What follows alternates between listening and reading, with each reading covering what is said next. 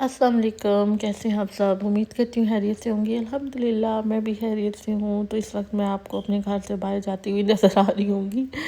तो जी मैं जा रही थी ग्रोसरी लेने के लिए, वीकली ग्रोसरी, क्योंकि वीक में एक दफ़ा तो लाजमी कुछ ना कुछ लेना होता ही है, चाहिए ही होता है।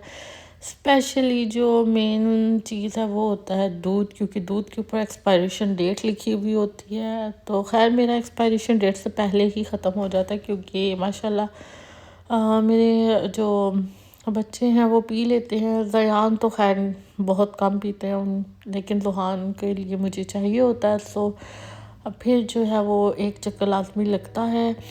सम टाइम मैं जाती हूँ, सम टाइम मेरे हस्बैंड जो है वो ले आते हैं। So it's all depend on mood. तो जी ये हम लोग जा रहे हैं क्रोगर। और आप सब कहेंगे कि मैं जब भी जा रही होती हूँ ग्रोसरी क्रोगर से ही करती हूँ। तो जी क्रोगर की वेजिटेबल्स है और फ्रूट्स, इन सब की जो फ्लेवर है, इनका जो जायका है वो बहुत अच्छा होता है। वालमार्ट और विंको का मुझे कुछ पसंद नहीं है। एल्बर्टसन से मैंने कभी बाय नहीं किया और टॉम थम से भी मैं नहीं लेती हूँ। सो खैर उनकी बाकी चीज़ें अच्छी होती हैं जैसे कि ब्रेड्स वगैरह, बट मुझे जो है वो सब्ज़ियाँ जो है वो क्रोगर की ही अच्छी लगती हैं। और वैसे भी ये थोड़ा हमारे घर से नज़दीक है, तो ज़्यादा दूर नहीं है। तो है मैं अपने हस्बैंड और बच्चों के साथ ही निकली थी। हाँ, अगर तो मैं ड्राइव खुद कर रही हूँ तो वह बच्चों को साथ नहीं लेके आती हूँ, क्योंकि फिर बच्चे ऐसे ग्रोसरी भी नहीं करने देते हैं, वो तंग करते हैं। तो इसलिए जो है वो हस्बैंड साथ होते हैं तो फिर जो है वो ग्रोसरी थोड़ी सी आसान हो जाती है। ओके जी, तो मैं ग्रोसरी करके आ गई थी घर। और ये जो मेन चीज़ जो होती है बर्तन वॉश करने के लिए मेरी ख़त्म हुई हुई थी, स्टील वूल। तो जी ये मुझे चाहिए थी।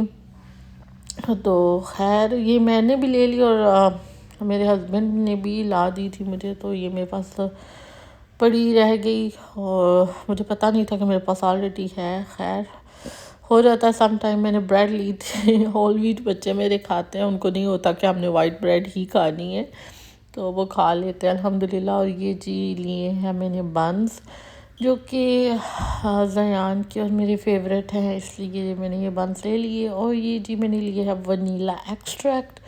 तो जी वनीला एसेंस भी कह सकते हैं आप इसको, बट ये अल्कोहल फ्री है। और ये मैंने देखा जब इसके इंग्रेडिएंट्स पढ़े कि ये अल्कोहल फ्री है, सो मैंने ये ले लिया। और ये मुझे कितने का मिला?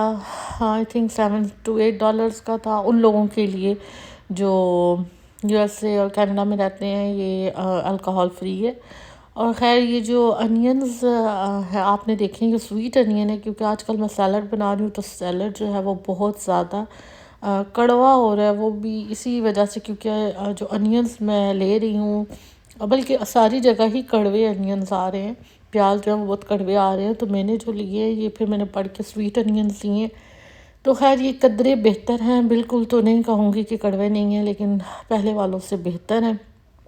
तो जी ये है जी चीज़ जो कि घर में होनी ज़रूरी है। सम टाइम ज़रूरत पड़ जाती है। योगर्ट वैसे मैं घर में ही लगाती हूँ, लेकिन मेरे पास घर वाला ख़त्म हो चुका था, तो इसलिए मैंने नॉन फैट ग्रीक योगर्ट ले लिया था। कैंडीज़ जो कि बहुत ज़रूरी है मेरे घर में खैर मैं ये बड़े वाला जो पैकेट है ले लेती हूँ, तो जब बच्चे थोड़े से तंग करते हैं तो फिर उनको दे देती हूँ।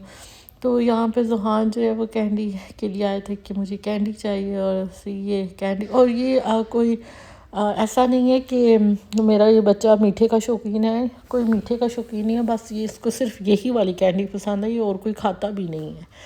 तो जी ये जो हैं ट्रैश बैग्स जो कि बहुत ज़रूरी थे मेरे लिए लेने, क्योंकि मेरे ट्रैश बैग ख़त्म हो चुके थे बिल्कुल, और मुझे चाहिए थे ट्रैश बैग।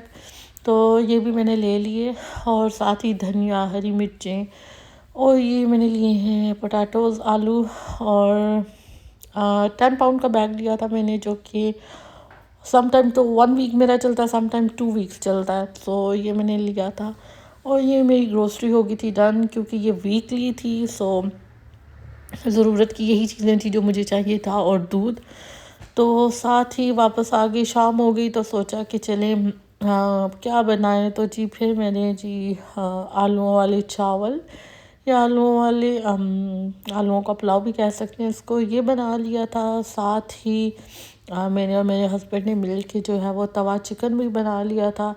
अगर आपको रेसिपी चाहिए तो प्लीज़ मुझे बता दीजिएगा, मैं शेयर कर दूँगी आपके साथ। तो खैर तवा चिकन तो बहुत यमी बना था, बहुत डिलीशियस बना था, राइस भी अच्छे बने थे।